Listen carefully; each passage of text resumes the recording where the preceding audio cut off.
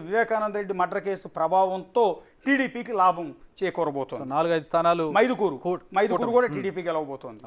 Right. ఇక కడప నుంచి మనం కర్నూలు జిల్లాకు వెళదాం. రాయలసీమలో మరొక కీలకమైనటువంటి జిల్లా కర్నూలు జిల్లాలో మొత్తం 14 నియోజకవర్గాలు ఉన్నాయి. ఎక్కడ ఎవరు గెలవబోతున్నారు చూద్దాం. ఉమ్మడి కర్నూలు జిల్లాలో 14 సీట్లలో వైఎస్ఆర్సీపీకి 5-6 స్థానాలు రాబోతుంటే టీడీపీ కూటమికి 8 నుంచి 9 స్థానాలు ఇక్కడ మనకి కనబడుతున్నాయి. ఇక్కడ కూడా క్లియర్గా టీడీపీ కూటమి లీడ్ చేస్తున్నటువంటి పరిస్థితి. ఏ స్థానాలు? ఆళ్లగడ్డలో టీడీపీ గెలవబోతోంది. శ్రీశైలంలో టఫ్ ఫైట్ ఉంది, వైసీపీకి గెలుపు అవకాశాలు ఉన్నాయి. నందికొట్కూరులో టీడీపీ ఎడ్జ్ కనపడుతోంది. కర్నూలులో టీడీపీ గెలవబోతోంది. పాణ్యం టఫ్ ఫైట్ ఉంది, వైసీపీకి ఎడ్జ్ కనపడుతోంది.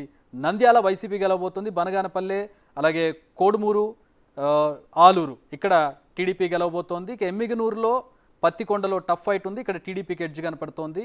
మంత్రాలయంలో వైసీపీకి గెలిచే అవకాశం ఉంది. ఇక డోన్లో వైసీపీ గెలవబోతోంది.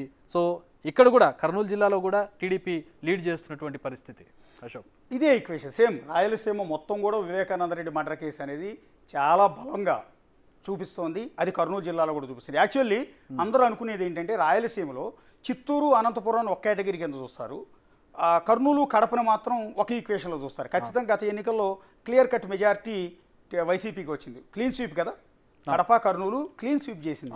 రెడ్ల ప్రభావం చాలా ఎక్కువగా ఉంటుంది కాబట్టి అక్కడ టీడీపీకి సీట్లు వస్తాయని ఎవరు కూడా ఎక్స్పెక్ట్ చేయరు.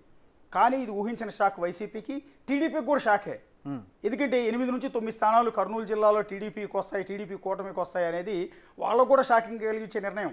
ఎందుకంటే వాళ్ళు కూడా రెగ్యులర్గా లెక్కలు వేసుకుంటూ ఉంటారు. ఈ జిల్లాలో మనకిన్ని, ఈ జిల్లాలో మనకిన్ని. అందుకని వాళ్ళు రాష్ట్రం అంతా మిగిలిన 11 జిల్లాలు ఒక ఎత్తు, కర్నూలు కడపను తీసేస్తారు పక్కకి. ఈ 2 జిల్లాలు వాళ్ళయ్యే, వైసీపీయే, మనకి కాదులే అన్న ఈక్వేషన్ వస్తాయి. కానీ కడపలో 5-6 సీట్లు వచ్చాయి. కర్నూలు జిల్లాలో వైసీపీ వెనకబట్టం అనేది రికార్డు. ఇక్కడ 8 నుంచి కర్నూలులో 5-6 వచ్చి టీడీపీకి 8 నుంచి 9 స్థానాలు రావటం అనేది టీడీపీ కూడా షాకింగ్ నిర్ణయం. మీకు టీడీపీ ఈక్వేషన్స్లో కర్నూలు కడపను తీసి పక్కన పెట్టేస్తారు. ఈ 2 మనవి కాదు, మన జిల్లాలు కాదు, మనం అక్కడ గెలవం అని డిసైడ్ అయిపోతారు వాళ్ళు. అలాంటి చోట 8-9 స్థానాలు కూటమి గెలవటం అంటే ఆషామాషి వ్యవహారం కాదు, ఒక అద్భుతం, మిరాకిల్. ఇక వైసీపీకి ఊహించని షాక్. దానికి కారణాలు ఏంటి అనేది రకరకాల ప్రభుత్వ వ్యతిరేకత, రెడ్లలో వ్యతిరేకత. రెడ్లందరూ కూడా ఈసారి వైసీపీకి పనిచేయలేదు అని ఆ పార్టీలో డిస్కస్ చేసుకుంటున్నారు. మనోడు మన రెడ్డి అని గెలిపిస్తే మనకే ఏమీ చేయలేదు, మనల్ని పట్టించుకోలేదని. పర్టికులర్గా నెల్లూరు జిల్లా, కడప జిల్లా, కర్నూలు జిల్లాల్లో ఉన్న కాంట్రాక్టర్లు, పర్టికులర్గా రెడ్లు, ఆ రెడ్లు వైసీపీ ప్రభుత్వం రాగానే మన ప్రభుత్వం వచ్చిందని సంతోషపడ్డారు. అంతేకాకుండా కాంట్రాక్టర్లు ఎక్కువగా ఉండటం వల్ల కోట్లాది రూపాయలు అప్పులు చేసి బ్యాంకు లోన్లు తీసుకుని వర్క్స్ చేశారు. రోడ్లు వేయటం దగ్గర నుంచి, ట్యాంకులు కట్టడం దగ్గర నుంచి, స్కూల్ కట్టడం, నాడు నేడు లాంటివి అన్ని కాంట్రాక్టులు, మెజారిటీ కాంట్రాక్టులు వీళ్ళే చేశారు. చేసిన తర్వాత వాళ్ళకి బిల్లులు క్లెయిమ్ కాల. ఎక్కువ నష్టపోయింది రెడ్లే. ఎందుకంటే అక్కడున్న కమ్మ కాంట్రాక్టర్లు, కాపు కాంట్రాక్టర్లు వీళ్ళెవరు కూడా తక్కువ వర్క్ చేశారు ఆంధ్రప్రదేశ్లో. రెడ్డి కాంట్రాక్టర్లు వాళ్ళు నష్టపోయారు. అందువల్ల ఆ బిల్లులు రాక ఈ రోజుకి అల్లాడుతూ ఉన్నారు. దానివల్ల వాళ్ళందరిలో వ్యతిరేకత ఉంది. రెండోది, ప్రభుత్వం పనిచేయలేదు, సంక్షేమ పథకాలు తప్ప డెవలప్మెంట్ లేదన్న ఈక్వేషన్ ఉంది.